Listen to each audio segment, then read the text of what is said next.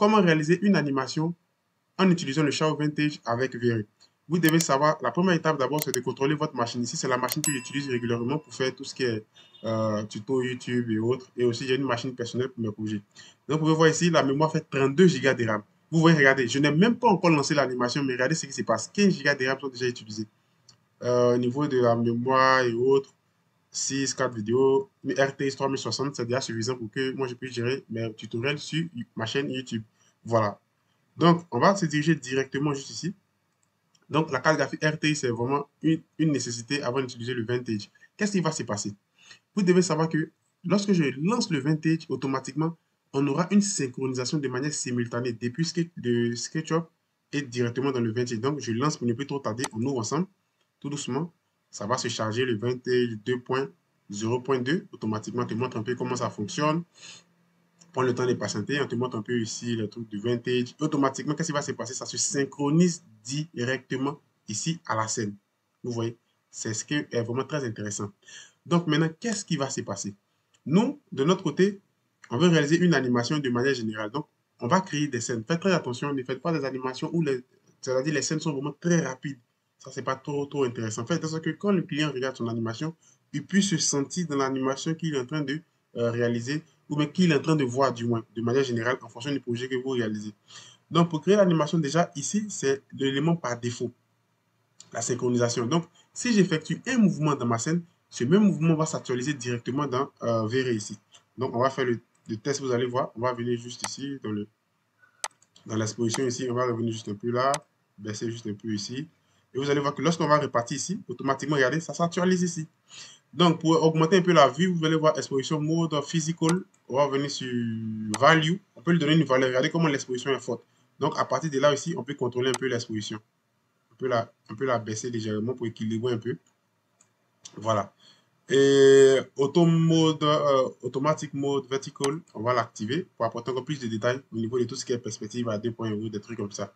Si vous avez la perspective, voilà. Donc, on va créer maintenant des scènes. Vous allez cliquer sur vidéo et automatiquement, vous allez avoir la palette qui va vous permettre de pouvoir faire vos animations. Qu'est-ce qui va se passer? Vous allez effectuer un mouvement, c'est-à-dire une première scène, vous allez faire un mouvement. Et ce mouvement-là, vous allez l'enregistrer. C'est très important. Donc, on va faire tout doucement. Regardez, je fais d'abord ça, le premier mouvement, de là, et j'effectue du moins mon mouvement en partant dans ce sens. C'est un exemple, regardez, tout doucement, tout doucement, tout doucement, je me bloque là. Une fois que j'ai fini de faire ce mouvement, qu'est-ce que je fais? J'enregistre ce mouvement que je viens de réaliser. Je reviens sur l'élément de base. Je peux créer un zoom pour venir juste ici. Et à partir de là encore, je peux effectuer encore un autre mouvement. Je vais tout doucement, tout doucement, tout doucement. Voilà, tout doucement. Et je me bloque là. Une fois que je finis d'effectuer ce mouvement, qu'est-ce que je fais? J'enregistre la caméra. Ici, je peux supprimer ça. J'aime pas trop cette partie-là. Donc, je peux la supprimer et je vais garder ça. Donc, une fois que je finis de faire ça, maintenant, moi, je vais montrer ces petits détails, les animaux et autres. Qu'est-ce que je vais faire? De manière générale, je fais ça, je regarde un peu, je prends le temps, regardez, j'effectue le mouvement pour que tout le monde puisse voir ce que je réalise et je me bloque juste là. Et j'effectue déjà un autre enregistrement. À partir de là, je peux zoomer. J'effectue encore un mouvement pour voir un peu ces parties-là. Regardez, tout doucement. Je fais encore ça. Je monte un peu la peau. Tout doucement. Je vais encore là. Je monte un peu. Je vais un peu en haut. Et après, maintenant, je vais directement maintenant vers le bas. Ici, pour montrer un peu les détails ici qui vont se poser sur ma table de manière générale là. Une fois que j'ai fini de faire ça, j'enregistre directement le mouvement. À partir de là maintenant, j'ai créé 3 scènes au niveau de mon animation vidéo. Et qu'est-ce qui va se passer maintenant? Je vais mettre mes scènes dans la partie Emptied Cameras Animation ici. Voilà. Je prends la première scène, je fais ça tout doucement, je l'ajoute. Vous allez voir ici que la scène n'est pas aussi, on ne voit pas bien notre élément, vous allez cliquer sur Shot et vous allez bien voir cette partie. Je fais ça, je l'ajoute. Je fais ça, je l'ajoute automatiquement. Donc, vous devez savoir que pour l'animation, si la machine n'est pas aussi trop puissante, vous pouvez créer une scène d'animation. Une scène, vous allez l'ajouter, vous allez créer son animation, l'enregistrer dans un dossier. Une deuxième scène, créer son animation, l'enregistrer dans un dossier. Une troisième scène, ainsi de suite. Et après, qu'est-ce qui va se passer? Automatiquement, vous allez finir toutes vos scènes et vous allez envoyer vos éléments du moins. Excusez, vous allez envoyer vos éléments dans un logiciel de montage comme Premiere Pro, Filmora, DaVinci Resolve. Il y a beaucoup de logiciels de montage. Voilà. Donc, qu'est-ce qui va se passer? Quand je vais appuyer sur Play, regardez maintenant. Vous voyez maintenant, Vous voyez notre élément play. Vous voyez que c'est très rapide. Donc, à partir de là, je vais venir sur transition. Je vais venir de manière générale, cliquer sur linéaire. Je viens juste ici, je vais sur durée. Et là, qu'est-ce qui va se passer? Je vais mettre 10. C'est-à-dire, je vais augmenter la durée au niveau des frames. Donc, je fais OK. Je vais encore là.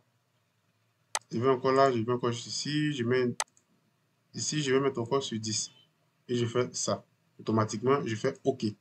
Donc, à partir de là, maintenant, qu'est-ce qui va se passer? Quand je reviens en arrière et que je lance maintenant la scène au niveau de mon animation, vous allez voir que ça ne sera plus, ça ne sera plus rapide du moins. Ça sera vraiment très, très, très, très agréable à voir à l'œil.